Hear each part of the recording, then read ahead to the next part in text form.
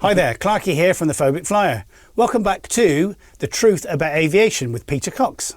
I started learning to fly in 2013 and it took me 7.5 years to get my PPR licence due to a debilitating fear of flying. I created this channel to show some of my training and what's next for my flying hobby and to prove that it is possible to overcome a phobia. Welcome to the Phobic Flyer YouTube channel.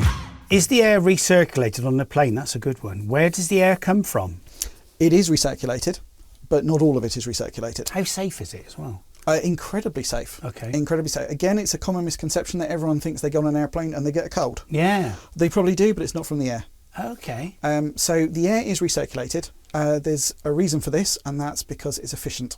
Okay. So the cruising levels that we're flying at, if you stuck your head out the window, one, it'd be very cold and very windy, but you wouldn't be able to breathe. There's not enough oxygen. It's too low a pressure.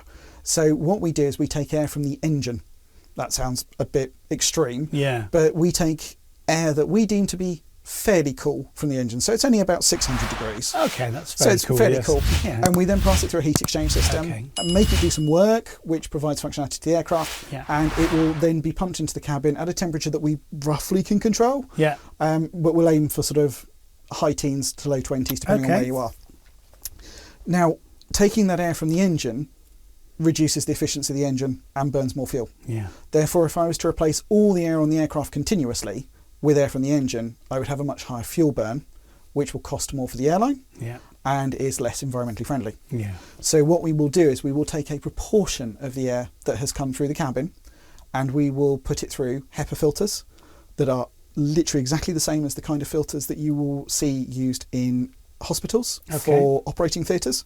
So the air is as clean as it can possibly be. Really? We also will pass it back through part of the engine and mix it with 600 degree air and then recool it.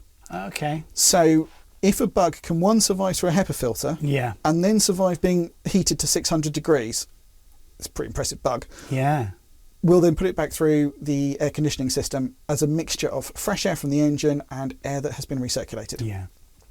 I don't know about other aircrafts, but the air on a 737-800 will roughly be completely replaced every 3 to 4 minutes. Really? Yes. Wow. I didn't know that. It's a huge amount of airflow. Excellent. The next question, actually, that you sort of partially answered, and that's, am I more likely to get ill on a plane from the air? No.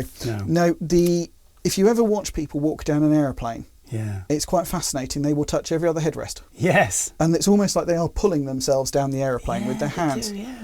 High touch areas are where you are going to pick things up. Okay. Tray tables, headrests, the toilet door on the lavatory. Yeah. These are all classic places. Yeah. So yes, all of those places that you touch, that's where you're going to pick something up from. You are not going to pick it up from something in the air. Interesting. Okay, thank you. How dirty are planes? dirty. Dirty, yes. Don't look close. Yes. Okay.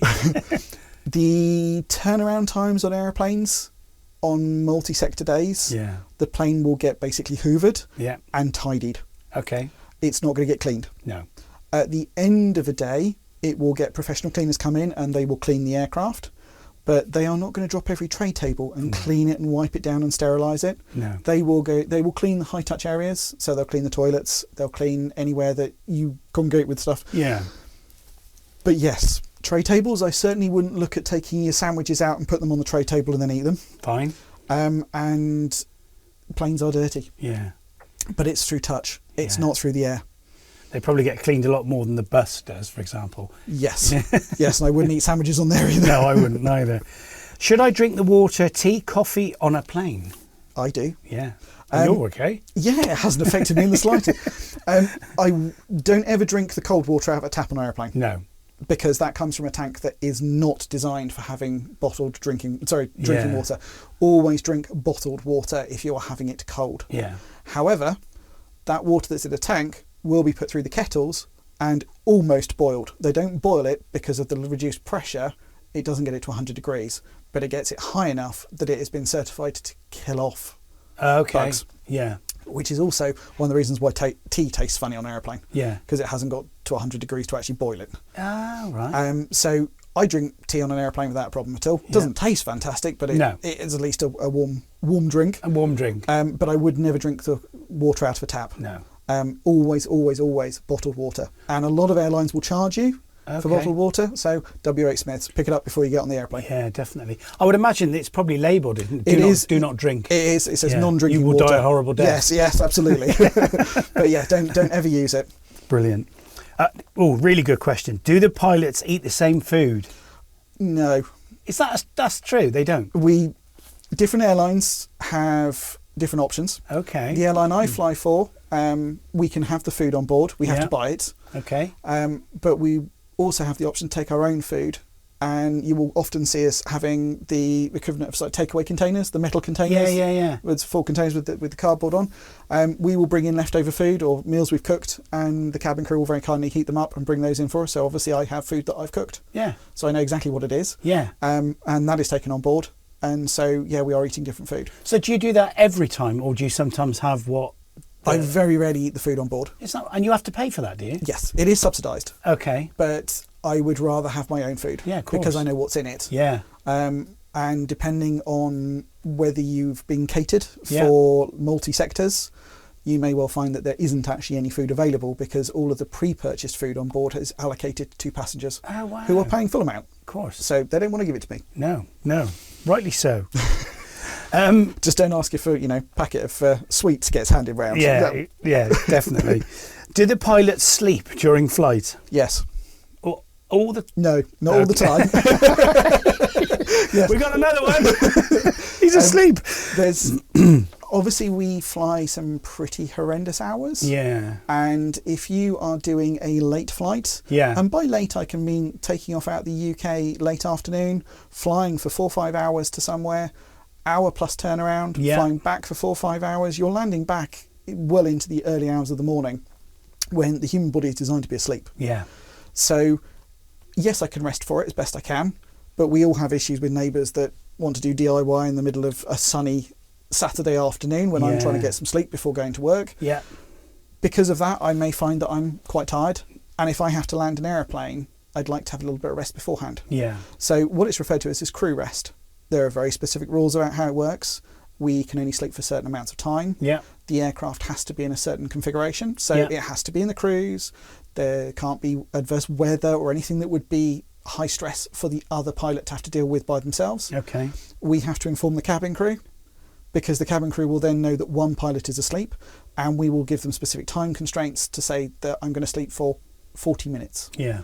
And they will then ring after 40 minutes to make sure that I'm both back awake and that the other pilot hasn't fallen asleep. When you say ring, what do you mean? They'll use the interphone. So that they'll call us, and it comes through to the flight deck using that single noise. Yeah. The Boeing make, and wherever it is in the flight deck, different aircraft have different setups, but it will say that the cabin crew are calling. Yeah. And we will then talk to them through our headsets. So where are you sleeping?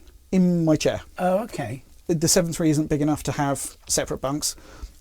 Larger long-haul aircraft, they will have dedicated sleeping areas. Okay. And they will have what's referred to as cruise relief crew. Right, okay. So you'll have the primary crew who will take the aircraft off, get it up to cruise level, fly for a couple of hours. They will then relinquish the aircraft over to a completely separate set of pilots. Yeah. And the first set of pilots will then go and sleep in bunks. Okay. Now, those are generally hidden above your head if you're lucky enough to be in first class on a long-haul aircraft. Or some, it's at the far back of the aircraft and you have to do what's referred to as the walk of shame, past several hundred people looking at you going, why is the pilot walking to the back of the airplane? Yeah. So the 777 specifically, and I happen to know that Emirates have that set up. Oh, wow. So a lot of the guys I used to fly, who I fly with who are ex-Emirates, are used to having to walk all the way down the length of a 777, which is quite a long walk, to get to their bunks. Excellent. And then you can imagine all the passengers panicking, going, who's flying the plane? Yes. Yes. Exactly. It's normally the question I get every time I step out to go to the loo. Yeah. Who's flying the plane? Oh, I don't know. One day I'd love to bring 2 pieces of string out and hand it to the person in the front row and just go steer left and right. Excellent, if only you could. What happens if one pilot or even both pilots are taken ill? Okay, firstly, highly unlikely. Yeah. In the entire history of commercial aviation, there have never been 2 incapacitated pilots. There have been situations that have resulted in everyone on board becoming incapacitated. Oh yeah, the old Helios. Yeah, Helios. that was a pressurisation issue. Yeah. But for one pilot to be taken ill and then the second pilot to be taken ill is unheard of. It's never ever happened. Now, I'm the captain. Yeah. So I can obviously fly a plane. I've got a first officer sat next to me. They are just as capable of flying the aircraft, if not better, than me. Well, you used to be a first officer. I used to be a first officer because you have to work your way up through the system. So if I was taken ill, I have full confidence that that first officer will be able to handle the aircraft by themselves and get the aircraft safely on the ground so I can be handed over to a medical assistance. Yeah. And vice versa. And we have had situations where pilots are taken ill. The airline that I fly for had a incident several years before COVID where unfortunately a first officer had quite a severe tummy bug after coming back from the Canaries. Okay. So they'd flown down to the Canaries, fine, and then on the way back they were taken ill and they diverted into Faro. Yeah. Sounds all very dramatic. The press like to make a massive thing. Emergency divert is a classic. The pilot was ill. The safest course of action was to get them to medical attention. Yeah. So the aircraft was diverted by the captain. You can have a cabin crew member come in and read checklists for us. They don't understand what they're reading. They simply say the words that are on the checklist. But it's so used to the environment that it's as a challenge and a response. Yeah. That it's like having another pilot there. You've already done the work. Yeah. They're just going to ask the question. You're going to give the response. They don't have to understand the response, but it's there to make sure you've done it.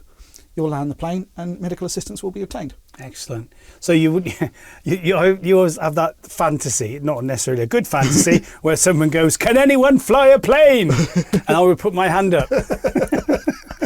Yeah, the issue is more, could you get through the armoured door? Yeah, probably not. Probably not. No, exactly. So yes, but flying a plane is flying a plane. Yeah.